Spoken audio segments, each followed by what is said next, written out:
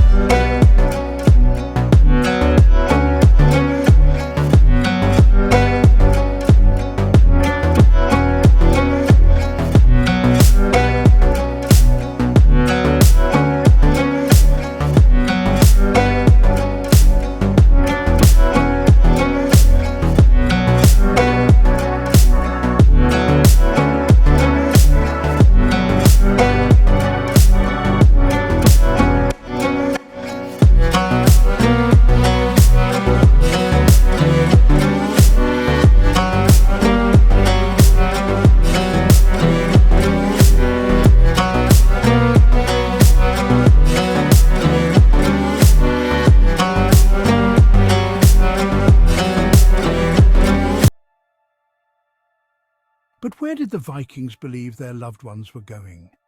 The answer lies in their complex view of the afterlife. Vikings believed in several realms of the afterlife, with Valhalla being the most famous. Warriors who died in battle were thought to go to Valhalla, where they would feast and fight until the end of the world, known as Ragnarok. But Valhalla wasn't the only destination. Others might go to Hell, a cold and misty realm ruled by the goddess Hel. The fate of the deceased depended on how they lived and died. These beliefs influenced every part of the funeral process. The rituals were designed to ensure that the deceased reached their proper destination in the afterlife. Archaeologists have uncovered several famous Viking burial sites that give us incredible insights into these practices. One of the most famous finds is the Oseberg ship burial in Norway. Discovered in 1904, this burial site contained the remains of two women, along with a treasure trove of grave goods, including a beautifully crafted ship. The site is considered one of the most well-preserved Viking burials ever found, offering a glimpse into the wealth and status of the individuals buried there. These discoveries are more than just historical treasures. They're windows into the Viking way of life, death, and everything in between. Now, I promised you an interesting part: the feasts.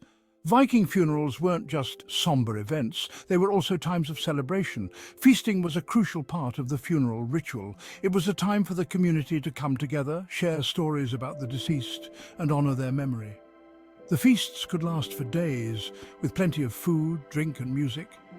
These gatherings were as much about celebrating life as they were about mourning death. In some ways, these feasts were like a final send-off, ensuring that the deceased was remembered and honored in the best way possible.